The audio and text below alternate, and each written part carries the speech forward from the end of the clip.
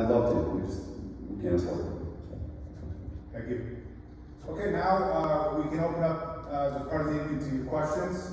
There's a microphone right in front of the computer there. If you'd like to step up and ask a question or not, you can raise your hand. I'll come to you. But when you do ask questions, we just ask, because this is an official board meeting, just ask you to state your name and where you live for the record. So, any other questions? Yes. I can come to you, or you can step up to the mic there.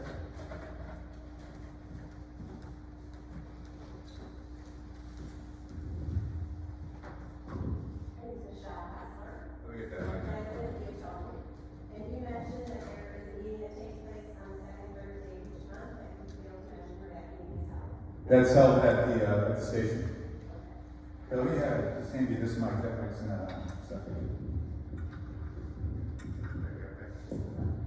And then you mentioned that areas that are comparable to us in size use a different source for ambulance. Is that correct? Yes. Okay.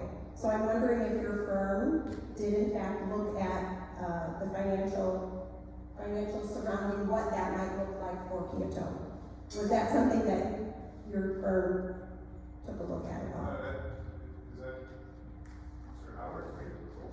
Are you asking, did we look at using the Yeah, if Mr. Bayless and his firm took a look at how that might impact us financially, was that an option that was considered? Just to clarify, I'm with the communications firm, not with financial. Okay, okay, We do have a financial advisor. okay.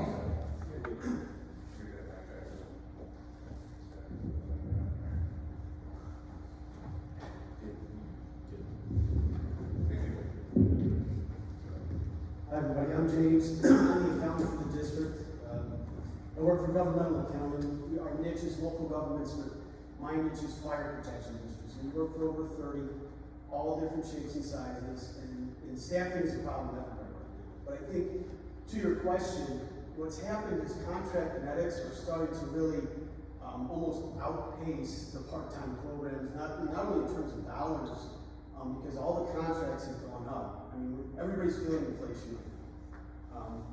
Costs across the board, not only in salaries and benefits, but also the cost of the day-to-day items. So I think the district is feeling that, but what's happened is that the contract medics are starting to really outprice themselves. And so from my point of view, the 30 or so fire districts that I work for, almost all of them are trying to hire full-time and remove their contract medics, because it's almost dollar for dollar. They've really just increased the cost. So in terms of Peotone, just to give you an idea, our payroll's about $1.25 million. That's just wages for firefighters. You're not going to find a contract if you're going to hire, let's say, 6 medics, because you need 2 per day. You're looking at about $90,000 a medic, and that's the latest that I've seen in terms of a contract. So it's not financially feasible to go that way these days. And again, costs have gone up, across the board, and that's one area in particular that I'm seeing. We've seen really high increases in costs for contract medics. So that area was not necessarily looked at, an assumption was made? Michelle, back in 2017, we did address that, and it showed to be that there was about 10% added to the contract service. If we had our own employees and if we paid them the benefits, it was the same as if the contract service did it, but they put 10% on for their pocket. We did look at it. The other challenge to that was that those people would not be in our station every day for years and want to keep coming back to Peotone and move up the ladder. They were all moving onward into permanent full-time position somewhere else. That's why it was not good for us. And we did address that in 2007 very strong. And we had it very close to where we were going to do a small portion of it, and we wanted to do a different way. It did not work, in our opinion. The other thing that we're seeing is they're having the same, not only turnover, but staffing issues. They can't fulfill their contracts, and we're seeing that everywhere. So I just wanted to add to that contract component. I know it sounds like that might be the fix, but it's really the price and that they're having the same staff issues that. Other questions? Yeah, I've got one. And, James stated too that, our current budget is 1.25 million. That's for our current firefighters. We don't have a full-time chief and a deputy chief like we used to have. So if we were to hire our own and then try to get a couple more full-time people, that budget's gonna go way up.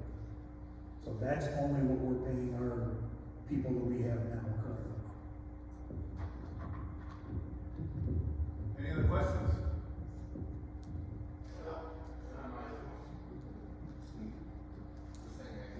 It's your work, you should be on now. Hello, There you go. hi, my name is Rich Brunson. I live here, just moved here a couple years ago. Just so you know my experience, I was 45 years on the Harvey Fire Department. I left there as a captain, which is the same as a battalion chief in most towns. I had 4 stations and 15 men under my jurisdiction. So I kind of know what I'm talking about. I do know Bill, the chief that you're talking about. Him and I go back a long ways. I know you guys are having problems here. I'm just curious as to why you chose Manhattan and not Mantino, which is pretty much your next door neighbor. And there's a few other things I'm curious about as well, but seems like Mantino would be a better choice. They're full time. Can't do that. Oh, yeah, Mantino, it's a fine department, they're a good department. They're in Keene County, rural county, and we sat down and looked at it as a board, and Manhattan's the best fit for Peotone, gave us the best options, we thought. Fire service, fire prevention, fire safety, they got it all, it worked out perfect. That's the reason why we picked Manhattan. Okay.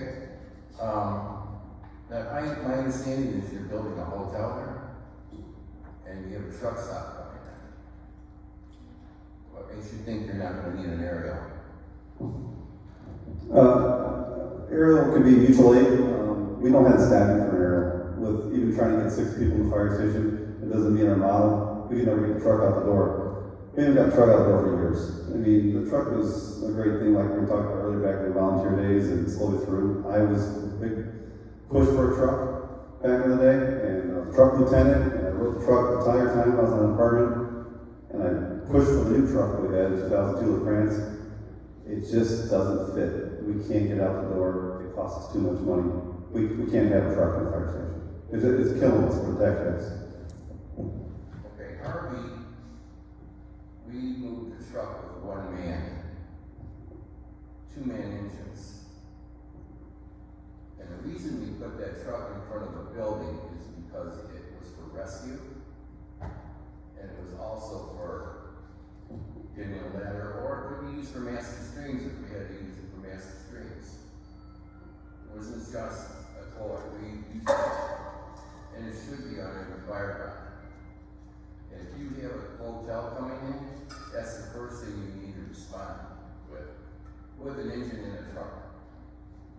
Because you will have rescue, and you will definitely use an aerial to get to the multiple floors. If you had to, and if you had a major fire, you would use it for fire suppression. Well, I don't understand your reasoning. Well, again, I agree with you. I mean, I'd love to have a trucking station. We can't afford it. We can't man it, even with 1 guy. And the PA doesn't allow that. You know that. In PA's rules, we're trying to do manning, safety. We're not going to go out there and cowboy it up and throw a guy in a truck and run down the road. We just can't do it. It's not today's way of doing fire service. Okay, I agree. I don't agree with you, but I understand what you're saying. So, well, anyway, that's it for now. Thank you. Other questions?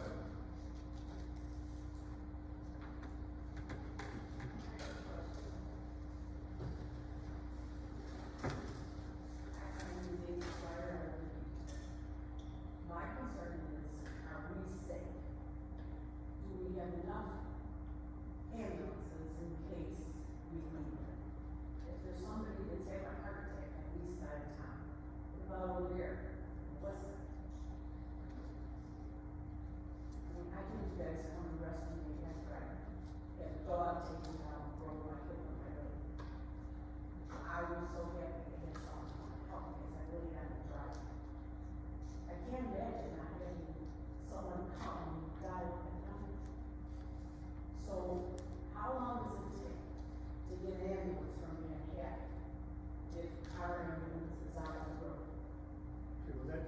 that goes back to the mutual aid. Once we get, can you hear me without the mic? Once you get the initial call, yes, you are safe, absolutely safe. We are gonna have people in the station. We may not be fully staffed 6 every day, but we will have people in the station to get that first ambulance out. The second, if they get a call, we automatically get somebody into our station. So that we're not waiting for the second call, they're coming. So there's gonna be somebody. It could be anybody, it's whoever's available. Chief, go ahead. No, just real quick, so, like trustee Osborne was saying, yes, we have, I feel like I can speak loud. Oh, okay, so, yes, we staff to 6 a day, that's our goal.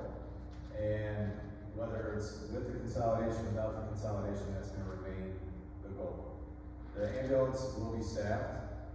You saw the stats up there, we've been supporting with personnel with Manhattan paramedics. Because there are days that there are no Peotone paramedics. Yes, but we always make sure that we fill that with Manhattan paramedics. So the first out ambulance is staffed. If we have 6, if we have 4 with 2 medics, we have 2 ambulances in service. And if they're out on a call where they're tied up with resources, they call what's called change of quarters.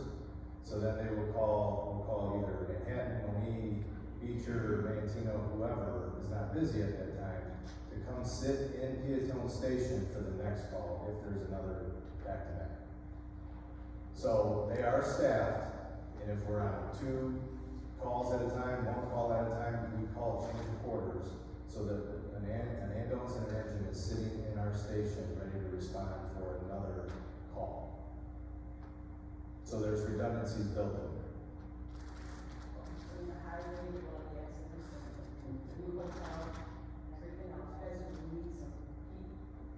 I'm sorry? You're going to need some people. Oh, absolutely. It's like very serious that you're thinking about it. We can't do it. Yeah. That you don't have to help. Right. And again, that's nationwide. And that's why we're discussing this, is to make sure that we find creative ways to fix the problem. And, I mean, we're doing everything we can to hire people. We're doing everything we can to make sure that there's, medics covered in that station on a daily basis. And, I mean, we've been pretty successful at it lately. And again, we normally are committed to having 2 ambulances in service. You guys are from the Peotone Firehouse, right? Yeah, we are Manhattan Chiefs. You're in there. Yes, we are Manhattan Chiefs. I'm the chief, the deputy, and the battalion. Yes, And who's from Peotone? the entire board. The board of trustees is up there. We're That's- all Peotone, and so's the deputy chief. What are the pros and cons? The pros are more people, more equipment. So the pros, financial stability and staffing. I mean, just to put it very bluntly, we're gonna be able to make sure that we can guarantee staffing. So right now, in a part-time model, for those of you people in the fire service know, we cannot force a part-time employee to work and hold over another day. We can't do that. If there's 2 or 3 full-timers in there supplemented with part-time, and somebody calls off, we can force them to work. So we always have a minimum in the station. So we're guaranteeing manpower. Might be able to sleep tonight. I hope so. And there's nobody in that firehouse. Yeah. No, there's people in the firehouse. And there will be people in the firehouse. I know that's been a rumor, that people have been saying that they're closing our station, we have to wait for Selling off Manhattan to all our respond. equipment. That's not factual. Because I know at one point we were gonna build a new firehouse on the west side, on the other side of it. I don't know what happened to that. That was before. Before we did the district model and looked at everything. We did a district model. We took an outside source, came in, took our data, took all factual information, looked at where the calls went, looked how long it took us to get calls, how many times we stopped by our train, and it just didn't fit to stick $5 million in the fire station and try to staff that when we already had staffing problems. We didn't lose anybody. knock on wood, we had no problems, so we said we're gonna hold off a little money at this point until we figure out the staffing situation. And that's why we stopped that station too. So the whole goal of this is to reprioritize what the three F's are. And those of you in the fire service know that. Firefighters, fire apparatus, and then the fire station. And Dave said it earlier, if we don't have the people in the station to get that equipment out, it means nothing. So we have to make sure that that's the priority. Recovering the cost and selling the ladder truck and doing what we can to consolidate fleet to put money back into people to make sure that they're set. That is the goal. What Trustee Hoop is talking about is called the Standard Cover Community Risk Assessment. That was done probably 5 years ago. Oh, I'm sorry, 19. The Standard Cover was done. And what that does is it evaluates the risk model for Peotone. It evaluates proper station location, response times, what equipment do they need, how long does it take to get there, how many people do we need, and so forth. And that study gives us statistical, factual data to make decisions off of. And that is where it started back in 19, looking at the standard of cover, realizing the ladder truck doesn't respond on that many calls. And when it does, it's a taxi. It costs $1.5 million to replace the ladder truck, over $100,000 to maintain it and to equip it. And when it doesn't get out of the door, the priority is what? Put that money back into people.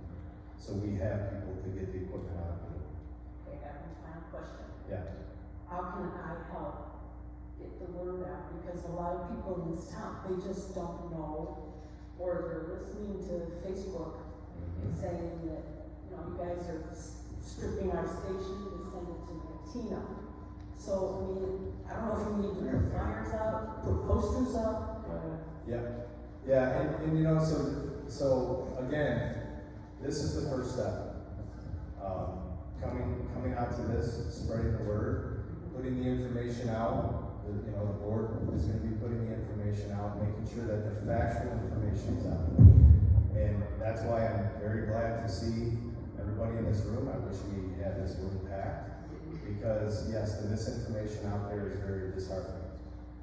And again, why it's out there, one can speculate. But these are the facts. It's backed up with statistics. It's backed up from trustees' meeting minutes.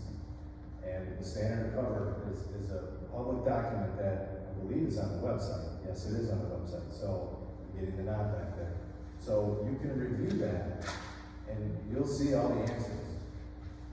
And they're making the best decision for the district based off of statistical data and not opinion.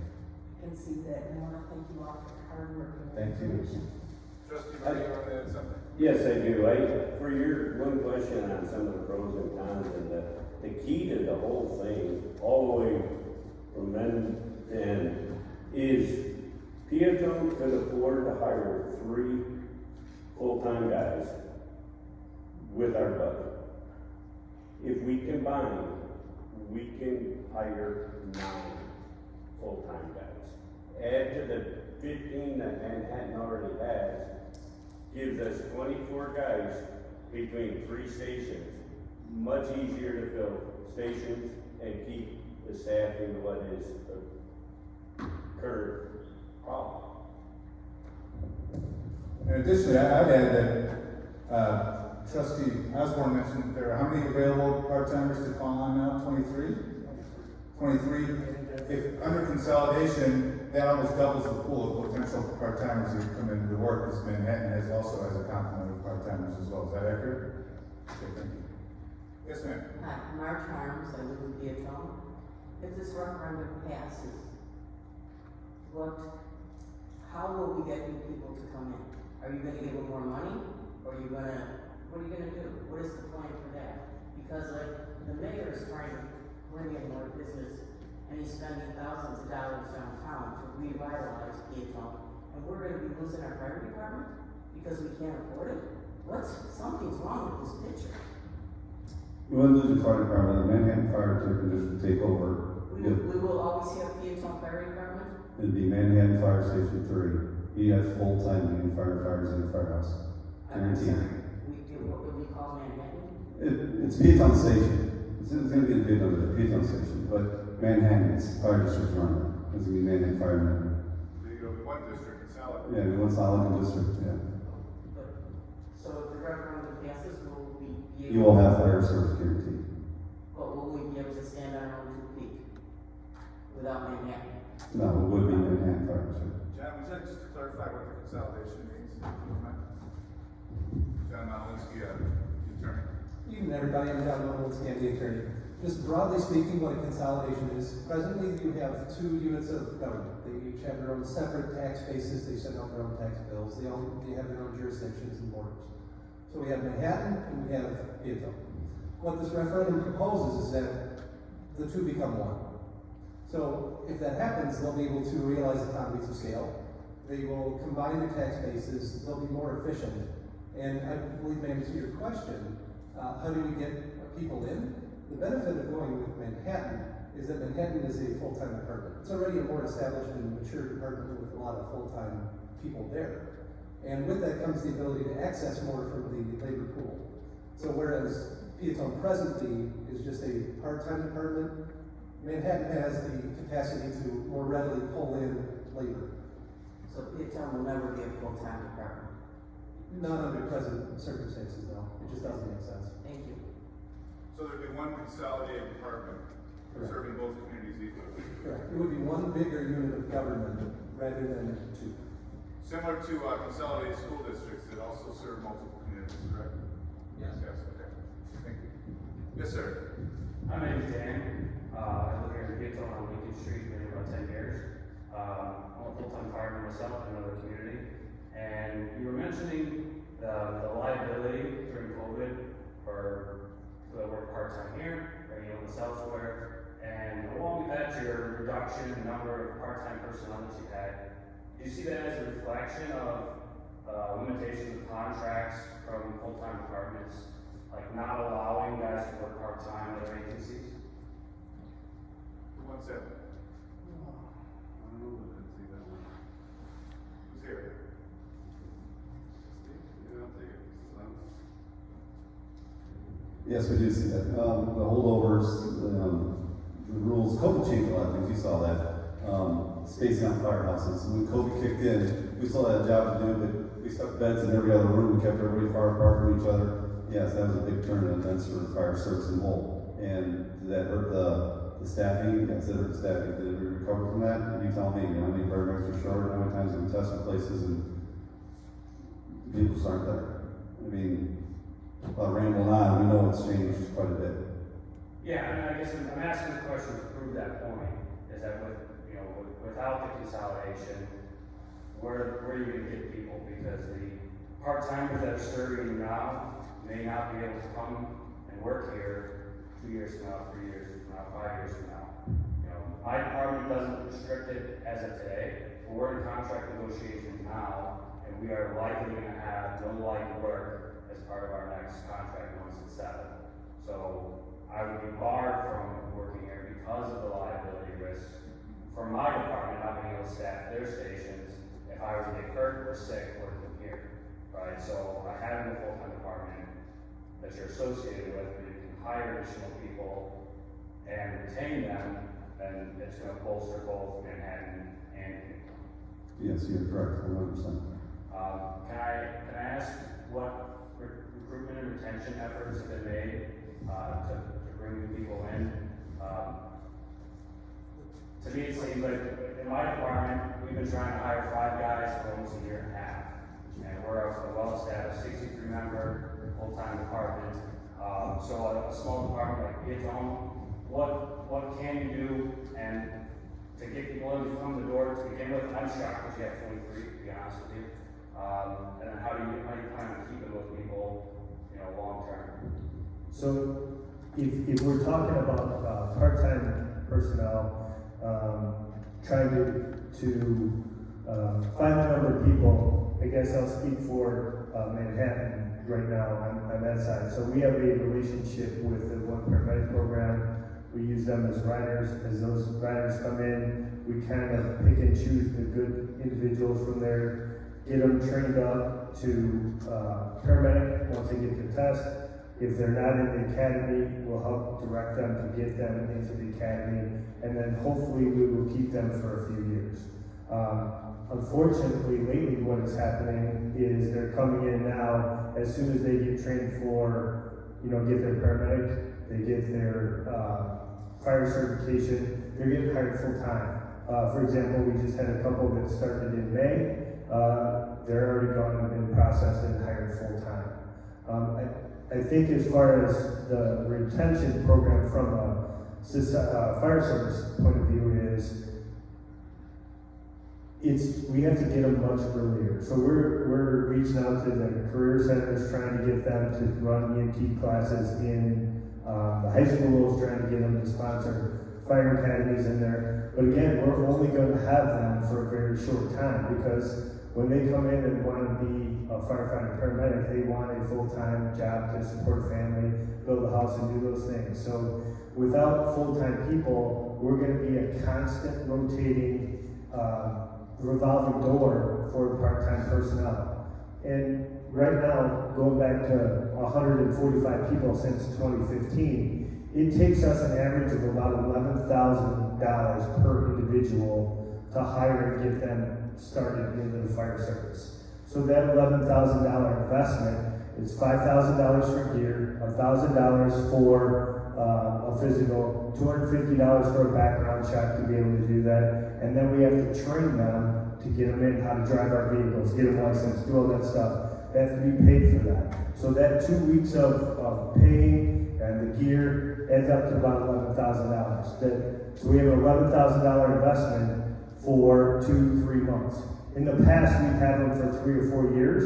Unfortunately now, because of everybody's hiring and everybody's running through this paramedic shortage, they're getting hired and getting sucked up right away, getting hired on to full time. And good for them, right? Good for them.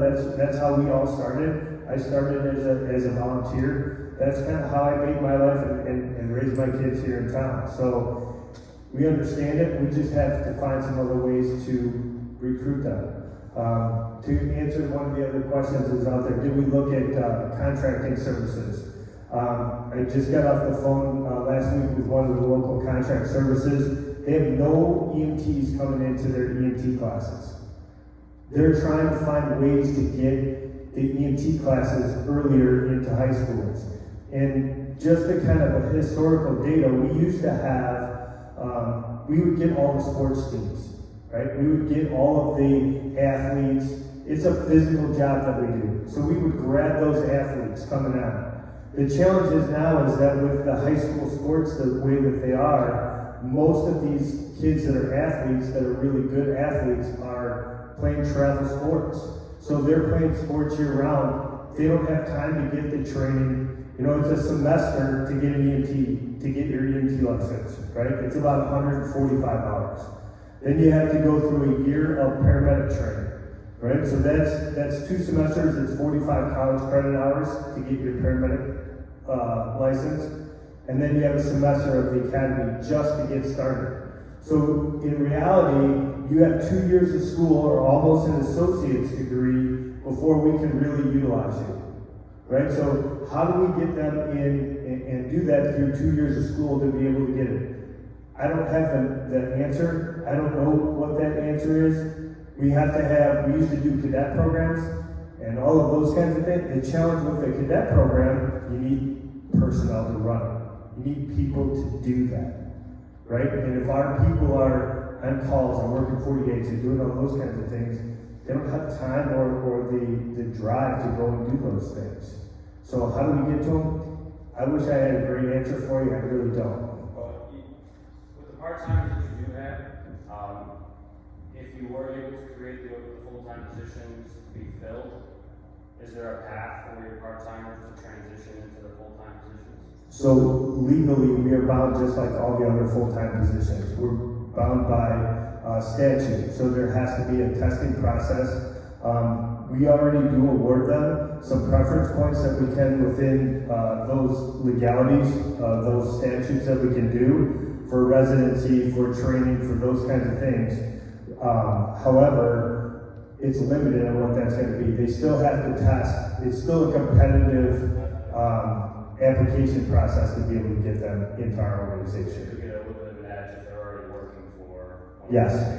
Yeah, and those are all directed, again, we give them as many points as we can as long as we operate within the legality under the direction of our legal team. I got one last question. Are there any grants for staffing that are in process? And what would the outcome of the, consolidation have on whether or not those grants would be fulfilled? So two things. So right now we have an AFG Safer grant out there to hire 9 people in there. We still have not heard back. That grant was written underneath the Manhattan Fire Protection District for the simple fact, after talking with FEMA, if we wrote that under Peotone's grant and then they dissolve the Peotone based on the consolidation, then that entity goes away, then the grant funding would go away. In 2015, Manhattan was successful with an AFG grant, got to bolster their staffing. We're trying to do the same thing to bolster the staffing between both organizations. The grant was written as both districts are consolidated to be able to help offset some of their costs for a couple of years for the 9 individuals. It's obviously it's a competitive process that everybody in the country is trying to get. So we haven't got a no yet, but it's not positive. Is it fair to say if the consolidation was successful, you would have a better approach for the grant, or justification for the grant than you do as Manhattan? I would say, and that's kind of why we wrote it the way that we did, just for that reason, being that we're taking on another district and trying to provide a level of service between both organizations.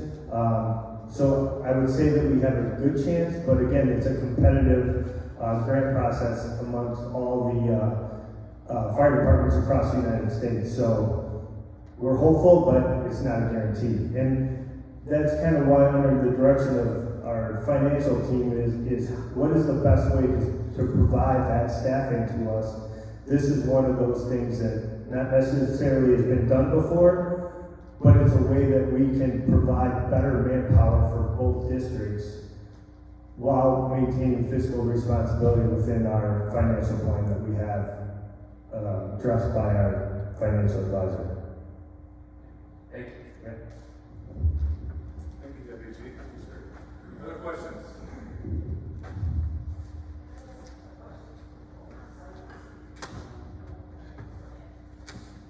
Hi, Steve Hessler, Peotone resident.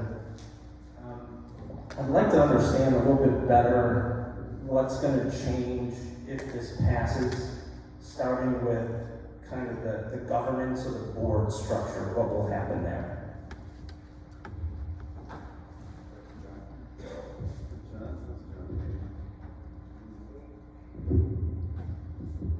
The most immediate change is that this board of trustees will be dissolved and won't be here anymore.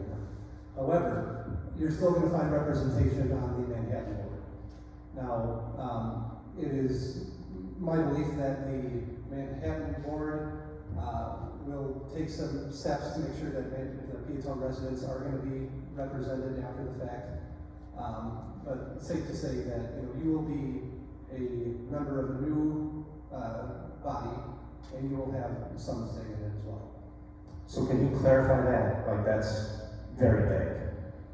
Like, you're saying that your understanding is they will, but there is no plan for Peotone representation. Is that correct? So the plan, I believe, and correct me if I'm wrong, is that if the consolidation is successful, the current Manhattan Board of Trustees is at 5 members, and they can legally go up to 7. So they would immediately go from 5 to 7, and then add in 2 Peotone trustees. And how are they going to decide on which trustees they're going to add? And is this part of an agreement so we know what's going to happen? I can't speak to whether it's part of the agreement, but the way that the appointment process happens is that the county appoints. So the county gets to say who's a member of the Board of Trustees for Manhattan. However, they're highly receptive to suggestions. So in that event, we believe that it's going to be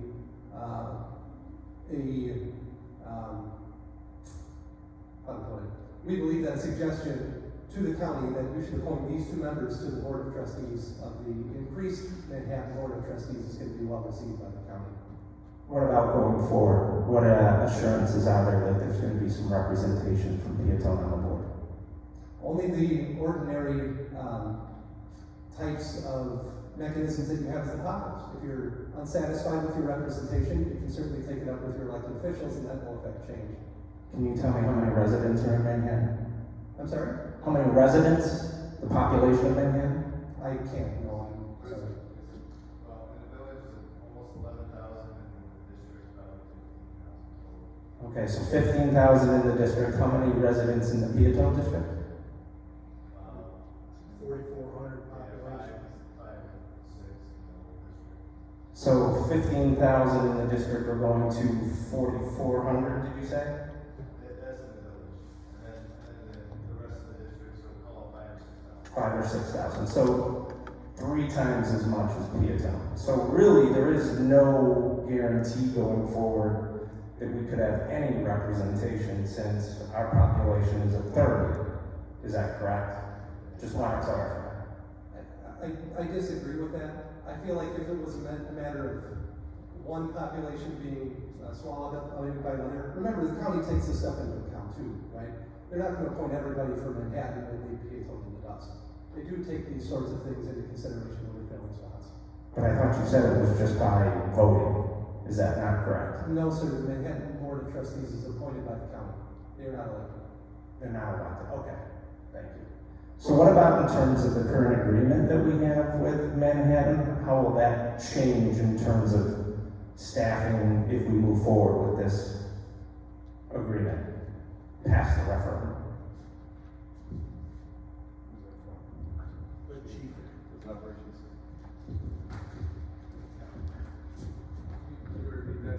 So I just want to understand, so we currently have some type of agreement with Manhattan to help us and divide up some of the common costs and things. What will change if this referendum passes, or is it solidifying what's already happening? So if it does, basically the biggest difference is if this passes, is the financial gains and the staffing gains. So at the end of the IGA could go away. So I'm not sure I understand, so just really quick for clarification. Yeah, absolutely. I'm just not sure I understand the financial gains because our finances aren't going to change, your finances aren't going to change. So explain the financial gain aspect to me. So they're gonna join. Correct. So they're gonna join, and therefore there's one larger budget, and we can talk about that in a minute. But as far as the IGA, right now, we are supporting administrative staff.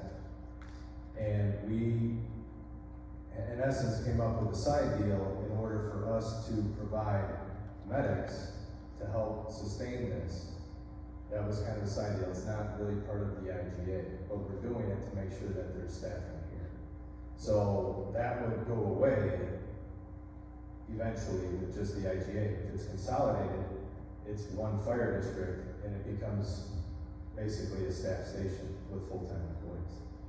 So I guess if we can't currently afford to staff our stations sufficiently, then does that mean Manhattan is going to subsidize for our station to be staffed sufficiently? No, there's no subsidy. No, we're not subsidizing anyone. We're all one bucket of money. And then again, looking at our standard of cover and how we're going to staff our stations, we would have the ability to hire more people together. And I believe Trustee Murray mentioned that 6 or 9 people is what he said, that we can hire together and then put those individuals in this station. Our district will go all the way out to Manhattan. It's Our it's district, one in fire Peotone, district. Yep. is the same as their district. No difference. All one district is bigger. Okay. And how much, do we share a board? I don't even know that. Yes. Okay. Yes. Yeah, it's 120th, 128th Elevator Road area. It jogs in. Yes, we do. Okay. Is that a requirement in order to do this, that we share a board or not? Yes, I believe it has to be continuous, yes. Okay. James, do you want to explain the financial gains a little bit more? Well, I guess, no, go ahead, please. I think, just to tag on what the chief had mentioned, is that, not only are we gonna see efficiencies within cost, I mean, now you've, instead of paying an attorney for Peotone and an attorney for Manhattan, come to me and just pay the one meeting, so you've got those kinds of efficiencies built in. But now, we can use most of that salary budget at Peotone to hire full-time firefighters and not have to worry about some of the officer levels, because those are already built into Manhattan's staffing structure. Chiefs, that sort of thing. So that's where you're really the savings is. And as we said before, we can't afford it on our own. We can't hire full-time people and have a chief and have an admin. So right now that has to be contracted out to get some of those efficiencies. Is there any way to do this without consolidating the districts? In terms of hiring full-time? No, in terms of doing some type of sharing agreement. Like as opposed to dissolving Peotone, just having two fire departments work together. I mean, just in the discussion of how the part-time model is failing, that would be something I would miss. Okay. I do want to just clarification. I think, when the meeting was started and Mr. Bayless was talking about this is a personnel issue, I think that's a little bit misleading. I mean, this is definitely a financial issue, correct? I mean, it's not just about not being able to find the personnel, it's also about not being able to pay the right personnel to staff Peotone. Is that a correct assessment? Yeah, that's correct, Steve. Small numbers, without getting crazy about numbers, to put full-time firefighters in there. You're looking at minimum firefighters, and don't get mad at me guys, it's like $55,000 for a starting firefighter, and some guys are making $90,000 to $100,000 a year for a firefighter. To be in competitiveness, we're going to have to be in that range to put somebody in the firehouse. And our roughly $1.8 million budget doesn't cut that. Ambulances cost them $250,000 a year, or $250,000 to buy an ambulance, $600,000 to buy a fire truck. We don't have the budget money to do that. Right.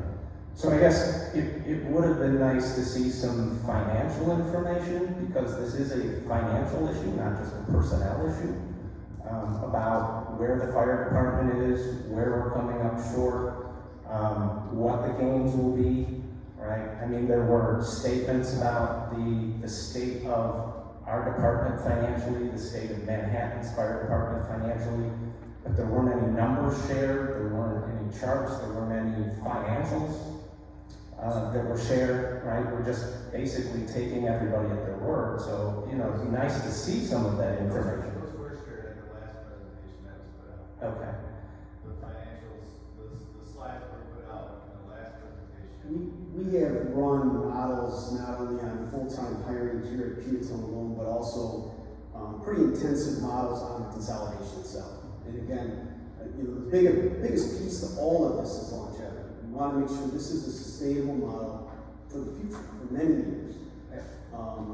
So, I think those can be shared. Obviously, we've run those models, we've put those in place. And if you want, I jotted some numbers down just to give everybody kind of an idea of the difference in size. When we're talking about just tax dollars alone, so the actual extension from the counties, Manhattan is $4 million, Peotone is $1.8 million. And if you know anything about fire districts, you really have two revenue streams, right? We've got property taxes and ambulance fees. That's it. We're not like those other municipalities that get sales tax and income tax. We just have two. In terms of assessed value, in terms of who's bigger, in terms of what we protect and value, $426 million. This is on the 2021 EAV, equalized assessed value. $426 million for Manhattan, $185 million for Peotone. So it's more than double. But I think what's so different between the two is the new growth. So what's happening every year in terms of new growth, new value that's getting added onto the tax rolls. So last year, $19 million came onto the tax rolls for Manhattan. For Peotone, 1.6. What does that mean? That means new money for the district, right? Our tax base is growing. We can lower our tax rate, and we can tax more entities, more homes, more commercial. And so that's where some of that new money comes in from Manhattan that Peotone is not going to see. And And again, that small amount of extension plus no new growth means very little new money for the district, especially if we do get a recession. You know, we're talking, we've got this huge inflation number now, that relates to CPI, but when we hit a recession, CPI goes way down. And what is that? We're under the tax cap, right? So we can only go out to the lesser of 5% of the CPI. When we're coming off a very low CPI, historically it's around 2%.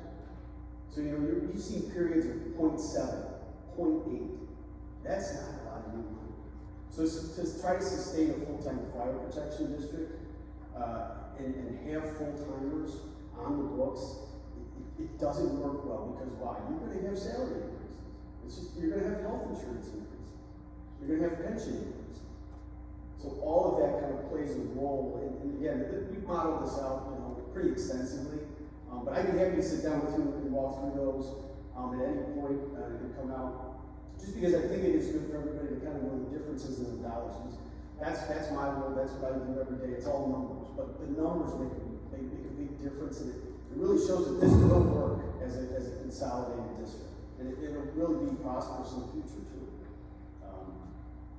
Some other things to point out. Obviously, you know, the tax rate is higher in Peotone than it is in Manhattan. 0.9909, 0.9344 in Manhattan. Of your tax bill, Peotone, 14% is made up of the fire district. In Manhattan, only 9% is the fire district. And if we consolidate, we combine those extensions, we combine those EAVs, your rate would go to 0.949, you know, versus 0.990. It's okay, your taxes would come down. So, you know, these are all things that, you know, and this is looking at the 21 extension. Obviously, now we have to levy for 22. But again, I think you're right. I think the numbers do make this, it's something that definitely come in, we'll show you the numbers, we've done the homework, it will work financially, it'll be successful. It's just, Peotone can't do it alone. They don't have the firepower, they don't have the tax base, they don't have the new growth. That's part of the rationale to combine. Yeah, and thank you, I appreciate that answer, good information. I don't want to hog the microphone, but one final question. In terms of the metrics you threw up there and some of the problems that Peotone is having staffing, how do those metrics compare to other fire stations, and what are those communities doing, right? Are we the worst? Is there anybody worse than us? And if they are, what are they doing? They're pretty much, you look at any town within a 50-mile radius. I'm going to use Bradley Bourbonnais, for example. Bradley Bourbonnais is big communities. They are having as bad a time, if not worse than us. They're talking consolidation. Those guys right now are borrowing from each other because they can't sustain their personnel. The biggest thing that I think we're seeing is the part-timers that we do have. Our little group of 23, majority of them are full-time in another department. So, and like the gentleman was saying that's full-time now, a lot of the unions are going to make it, they won't be able to go to another part-time job. So if, like he was saying, if they pass their contract, he's done. If he was working part-time in Peotone, he's done. So how many more are we going to lose from that? And we just did a hiring thing. Chief, what was that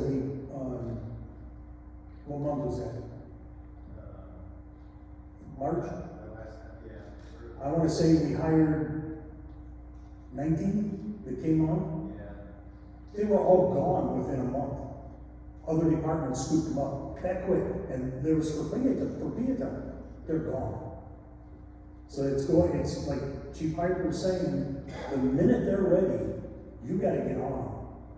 And they're not going to go to a part-time department that's not paying benefits, it's not paying insurance, it's not paying, we pay a good wage for a medic and firefighter, but it's not a $70,000 a year job or an $80,000 or more. Some departments are $100,000. I don't know, was it Bruce? What was your name, sir, from Harvey? Yeah. Rich? What's that? Even now?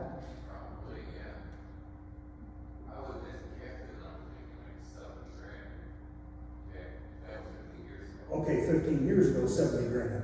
So it's probably 85 now, or more. You know, I know a lot of departments now are starting at 68,000. You know, would you wanna go to work for $18 an hour? If you could get a job for 70, yeah, with no benefits, or get 70,000 a year with full benefits and a pension. So that's what's happening. That's why we keep, it's a revolving door. We get these guys in, we get them in, get them trained. Somebody comes along and says, hey, Frankfurt's hiring, Orland Park's hiring, Mantino's hiring. They're gone. We can't keep them in here. So when we do get them, if we are full-time, they'll stay here with us. We'll be able to offer a good wage and a pension and a place to stay, call home. And that's what we're looking to do. Thank you. And I'd just like to say, so your point is a fair one on personnel and financial. I guess they're very linked. And if this board agrees, and I don't see why it wouldn't, there could be an effort to share more of that financial information more openly and maybe a little more simply so everyone can understand that in the weeks to come. So thanks for raising it. Other questions? I got one. Another question too, that somebody asked me the other day. Why doesn't Peotone just say Peotone, go for referendum, get your money yourself? John, can we go for referendum for $4 million and go full time? That's why we can't do it. So it's legally, we can't do it.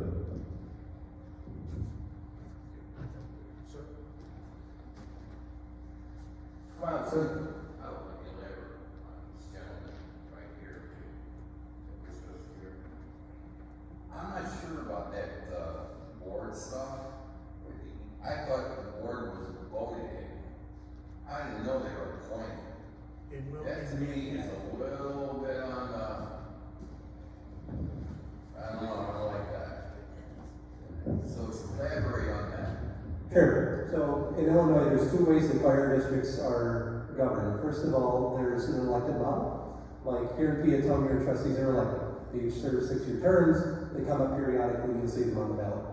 The other way is that they are simply appointed by the county, usually. Again, they serve a certain amount of years in a given term, but when the time comes, if they've been doing well, and if they've been discharging their duties well, and they're getting along with everybody, their terms are usually renewed by the county. So those are the two models. Peotone, again, presently elected, and is presently appointed. Okay, so I think that we negotiated a change. If you consolidate into one district, then why can't you negotiate that? And why should Peotone only have 2 representatives when they are 1/3? So I believe it's not so much a legal question, it would be more up to what happens after the consolidation in the board. Now, you know, if you guys want to take over on that point. Yeah, In the event of consolidation, we talked to both boards that sat down, we had conversations. And once there's a 3rd spot open in Manhattan, somebody retires or leaves, we're going to fill another Peotone person in that position. So they would have 3 people on board at some point. Okay. Well, let's just assume that we do consolidate, and you guys are all on the trustees, and they're only going to take 2 of you, right? But they may not take any of you because it's appointed by the county. So if you're not in with the county, you may not be involved in this at all. And that would be a shame because you live here. I don't agree with that. I don't think that's right. I don't know how to answer that. Yeah, I mean, they can take us, they cannot take us. I put 30 years in the fire service. I can retire and know we're in good hands. I trust these chiefs. I trust that board over there. Whoever they take in Peotone, that's not even a trustee of Peotone or somebody in Peotone, I'm sure they're going to do good things. This town needs representation from the people who live here. Rich, I get one little thing there, sorry, Chief. We discussed this as the board, with our board and Manhattan board. And the agreement is currently, they're gonna go, yes, we're gonna go to 7-member. We are gonna appoint, we're now gonna appoint, 2 of us are gonna go over to Manhattan. That's an agreement made with Manhattan Fire District.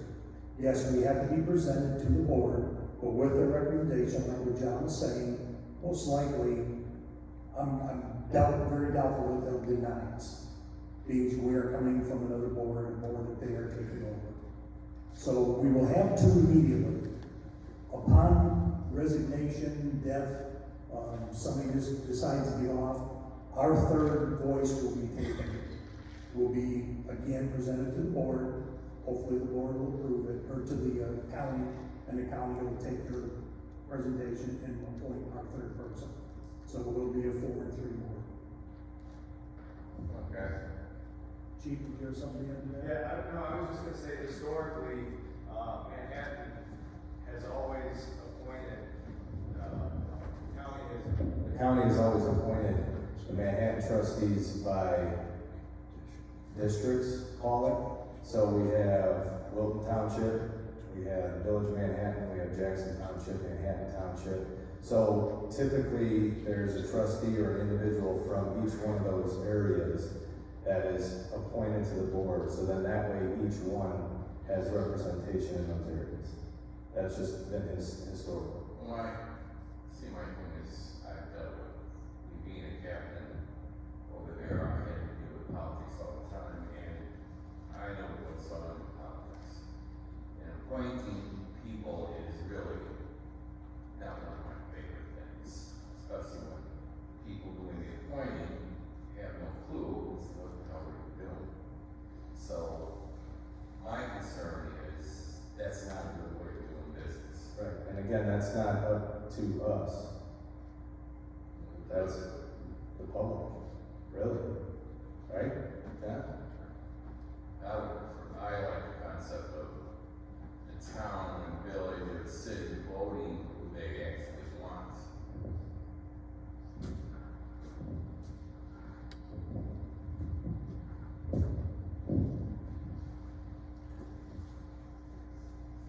Anybody understand that, or? I mean, there really is no answer. I mean, that's, I mean, we just, like this gentleman said, we're taking your word on this finances, everything else that we're talking about here, but I want to know exactly what's going on, and how much negotiation can there be, and I don't think that's the right thing to do, is still have the county appoint anybody in Peotone. They don't even know anybody there, how are they gonna appoint somebody? I mean, are they gonna take everyone's qualifications? well, again, like I said, it's gonna be, they are gonna present it to the board. So, I mean, yes, we do have representation. We have county representatives. They know the people in the district. I mean, it's like, I know with you being in Harding, you're out of Cook County, correct? Yeah. We are all out of Will County. So the people that represent our areas, they know our fire chiefs. They knew Billy, they knew Dave. So it's not like we're unknown. 4 of these guys here have been on the board for over 15 years and more. So it's not like they're new. I'm the newest one, a year and a half. So it's not like they're not gonna know us, and they are gonna get we will be presented to the board so they know who we are, what our qualifications are. So it's not like it's just Tom Jones coming in off the street and saying, we want that guy to be our representative. Okay. And there's nothing stopping you from telling the county who you want to represent. What's that? There's nothing stopping the public from mentioning its concern about wanting Peotone representation on the board as well. So you have a voice in that as well. Okay. And as the numbers, our second Thursday every month, we have a meeting at 6 o'clock. We don't get anybody to show up. And we ask, and we put on Facebook, we put on social media, and we ask people to show up so they can see the numbers. James is there, he goes through the numbers, he's been doing our numbers for the last 3 years. The numbers are there, he's straight up, an outside guy, he's not somebody we hired inside, and a secret guy. These are actual tax numbers, you'll see it, come into the meetings, sit and ask these questions, look at the numbers. I wish somebody would show up. I wish this room was full tonight. Thank you. I guess this is where I came from, but I like your thought process, and I like the way everyone thinks, but there's no corruption, and there's none of that involved here. And I like that, but there shouldn't be, but that doesn't mean there won't be. So, I'm just trying to present something that says, how can we prevent that from ever happening?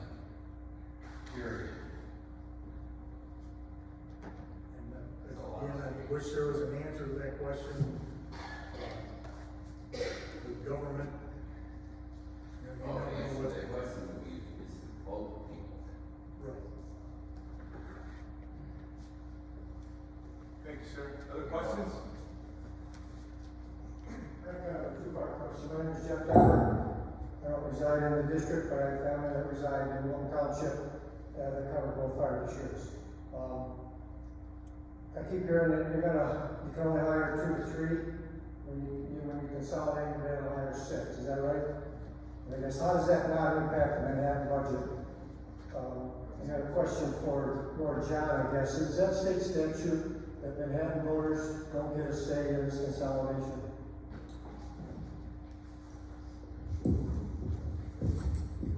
So the answer is yes. The referendum is only voted on by the Peotone residents. However, I think it's inaccurate to say that the Manhattan residents also don't have a say.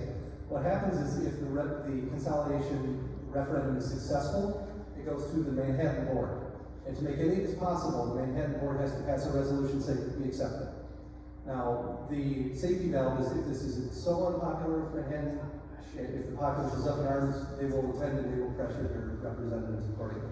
So, again, they have some say. And just to offer you some more commentary on why it's not the other way, where both places vote. Imagine a situation where you have a big neighbor who's swallowing up departments just because they have a very, very big voter base, right? If you live next to mega district to the right who has 20,000 or 100,000 voters, and you have, say, 200, and they put a referendum on the ballot, they're going to outnumber you, easy. The legislature wanted to make sure that there wasn't any hostile takeovers, so it's just a Peotone vote. I hope that makes sense. Thank you.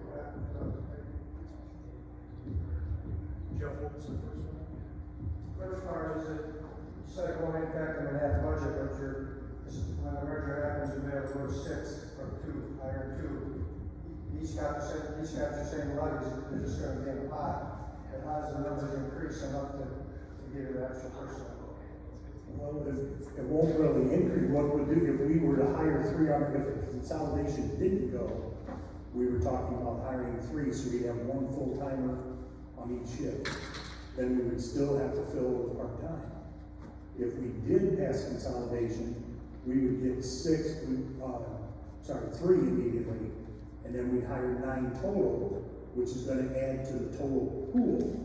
So now we're with Manhattan's 15, and we get the 9, so we're up to 24, so we have 24 full-time people to pick from to fill up all the stations, the shifts.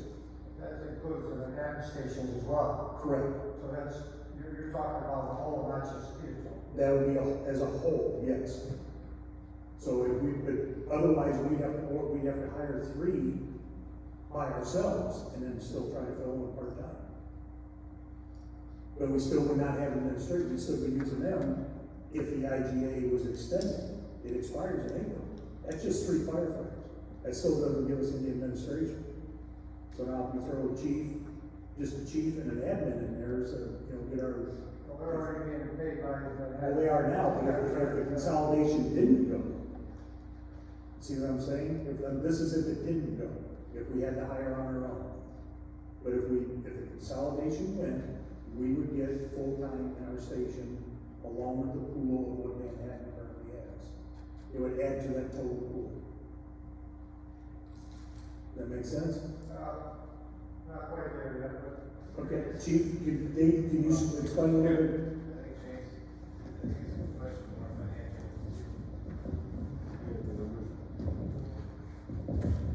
Yeah, I think in essence, what we're doing is combining the budgets to make the full staffing model work. So, we're taking that 1.2 billion and now we're using that to hire full-time firefighters versus just using it to kind of, plug the holes in this part-time program that's not working very effectively. So that's kind of where the budget, just running the numbers, Peotone's a budget currently inclusive of debt service and capital is about 2.2 million for fiscal 23.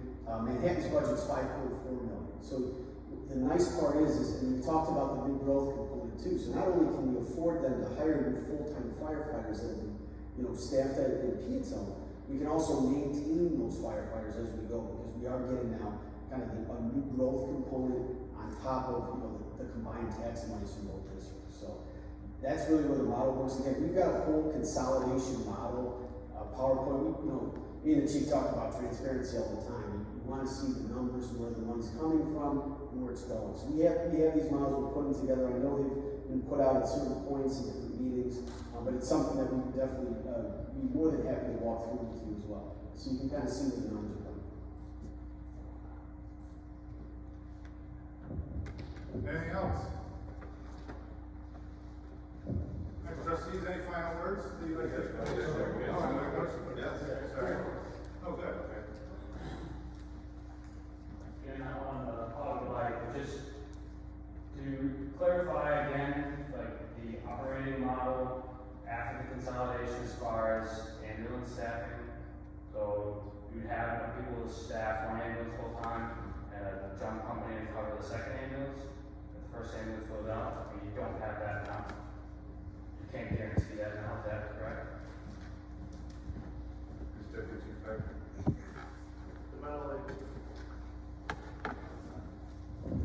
The model is we'll still start staff at 6, so at minimum of 2 full-time firefighter paramedics supplemented with part-time staffing. So if we're at 6, we'll still staff 2 ambulances, and then 2 on the engine. If it's on fire, there'll be 2 on the ambulance, 3 on the engine to go out. So it's, again, this is all based on our standard of cover, and then standard of cover, again, goes back to evaluate that risk. And then how do we provide that staffing to be able to do that? So we look at our last 3 years of historical data and then try to match our response models to mitigate that risk within the district. And we would do that through, part-time and full-time staffing. Right now we have part-time staffing. There are days that we will start the day with 6 people and 4 people call in that they're going to call off. So we're down to 2 people and we'll staff that 1 ambulance. If there's not paramedics at that point, then we reach out to Manhattan to try to get a paramedic in there. And that changes, from day to day depending on how that staffing is. I would say probably 40% of our time is spent just trying to maintain staffing.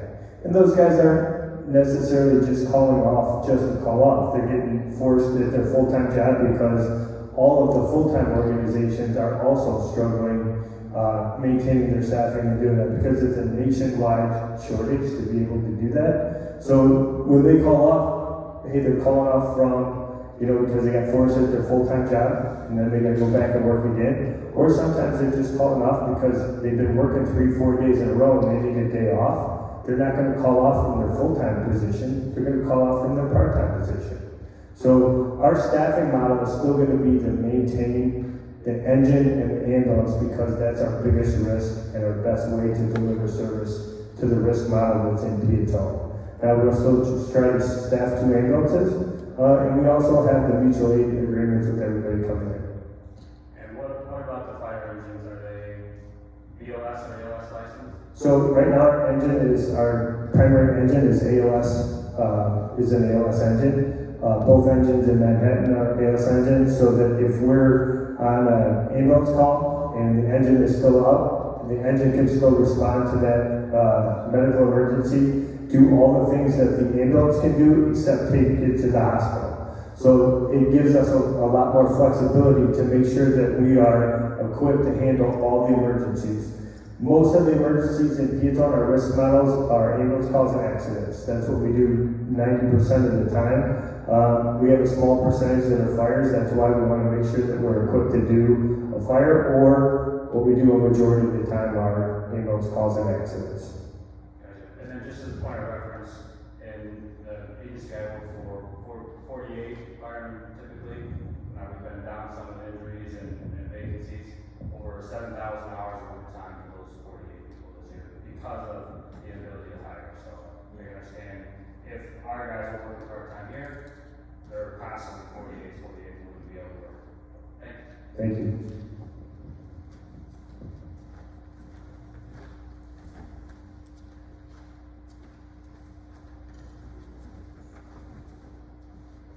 Good evening. I'd like to thank you for your service. First of all, my name is Andrea Aarons. I'm with the vet with every other taxing body, going for the full percentage, since, we are for the first time over CPI, I believe, or we're maxed out over CPI, will this taxing body also be, looking to achieve the full 5% or something like that? That's a great question. So, I think that's going to be a board decision. And again, as we look at the financial picture for the future, the concern is always that, if you miss or you don't go for what you can get under the tax cap, you essentially lose it forever. Because if you're always starting with the prior year's tax extension. So that becomes a big concern for taxing bodies that have limited revenue streams, like we do. So we really have to take that into consideration. But we're also taking into consideration from a resident level. What is the tax increase going to be? Because we make up a smaller portion of the tax bill, we want to make sure that we're not passing along a large increase to the taxpayer. And the cap typically does that. As I was saying, it's about 2% on average for CPI, and we're capped back to that. But you're right, we have 7%, so when we go out to levy, we'll get capped back to 5, basically. And if we go over that 5%, we have to put a notice in the paper that says we're going to do so. Absolutely, and so when would the board move to make that decision? In October at the board meetings, we will be presenting the levies and options for the board to consider as we move forward. And we do that every October. Okay, do you know if Manhattan has moved to do the same? Manhattan will be doing the exact same process because I work for both. Okay, Yep. so they have not decided whether or not. We have not decided on our levies. Have you ran financials to see how much more that would cap? I haven't run those yet. That's for the October meeting, and I have over 30 to do, so I haven't got it. I will. So that would be both board meetings. And then one other question, everyone's hiring. Everyone. I cover they cover both Peotone and Antioch, so I have multiple reporters in multiple areas, and they're all coming back with the same thing. So even if your consolidation passes and you're able to hire, how are you going to hire? Can you guarantee that you're going to be able to fill those full-time positions?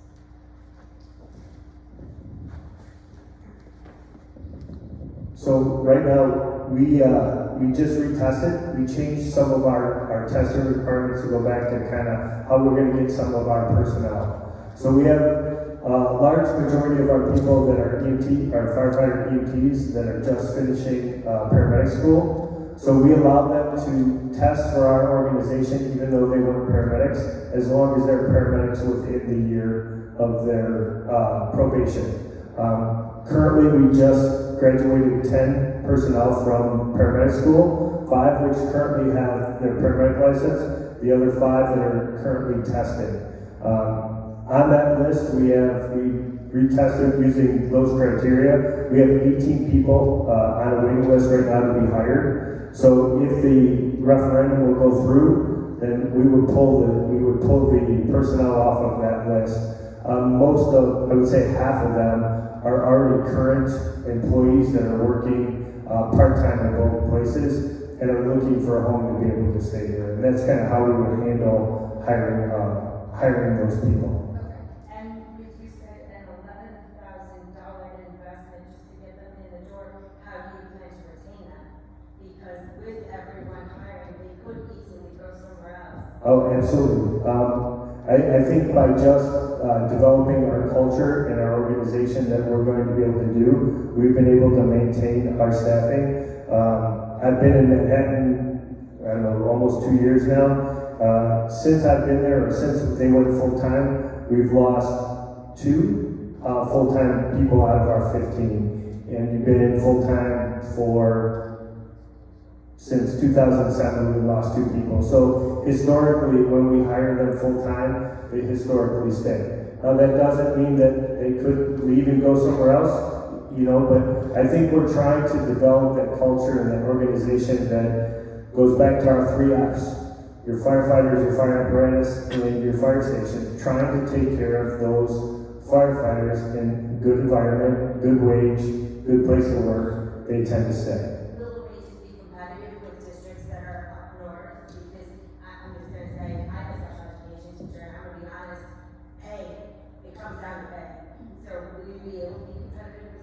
So, I won't say, we will be competitive with districts that are comparable to us, right? So I can't compare, you mentioned Orland Park, I can't compare Manhattan and Peotone's organization to Orland Park. But we will be competitive, we're a union, we're in labor negotiations to be able to do that. We have a very good relationship with our labor union. They've been involved in this process the entire time. We've been involved with the IFF and the AFFI the entire time through this process of trying to work through this consolidation, and if this was going to be a solution to both districts to solidify our staffing on both sides. And they've been super supportive and helping us through this process. Based on your answers, I have an additional question. Sure. So even if the consolidation does go through and we're not able to hire, what's the backup plan? So if the consolidation goes through, Yes, and we're not able to staff those positions regardless with the consolidation passing, what's the backup plan? I think we're going to be able to hire. I don't see why we wouldn't be able to hire. I mean, we're still going to test and be able to try to attract those people and to fill full-time positions. I mean, we're going to have to retest. If we expire our list and everybody on the list passes and says no, we're still going to try to attract those people to hire full-time personnel. Well, but hear me out, just. Sure. What if we can't? What's the backup plan? Because with, like I said, with everybody hiring, you've got a lot of competition, a lot. Right.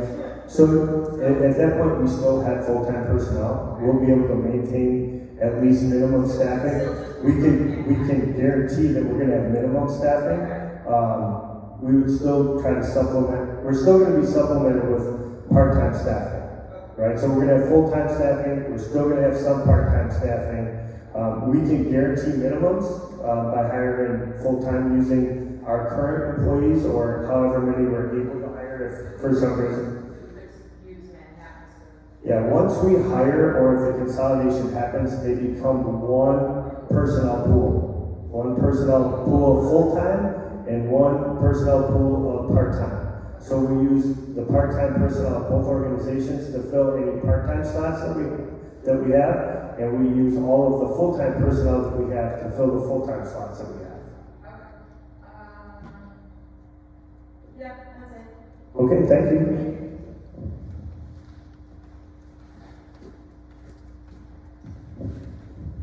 Other questions? Going once, going twice. All right, trustees, we have another one?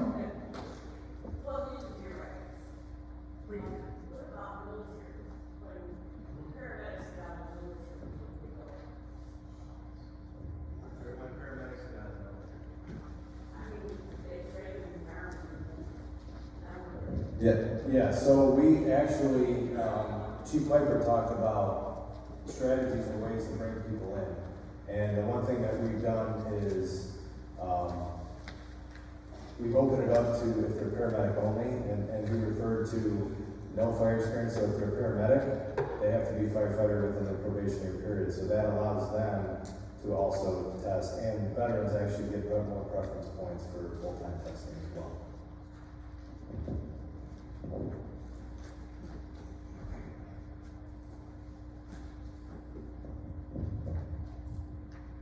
Trustees, any final thoughts? Bill, anything? Just one thing. Okay. Been brought up several times, why this was put on the ballot again. Just so you know, we can't do that legally. As a board, we cannot put ourselves on a ballot. This was done by an outside group. They went around, got petitioned to present it to the county. That's how it got put back on the ballot. So if people ask you why we're doing this, yes, we are doing it, but we are not the ones that went out there to get it put back on the ballot.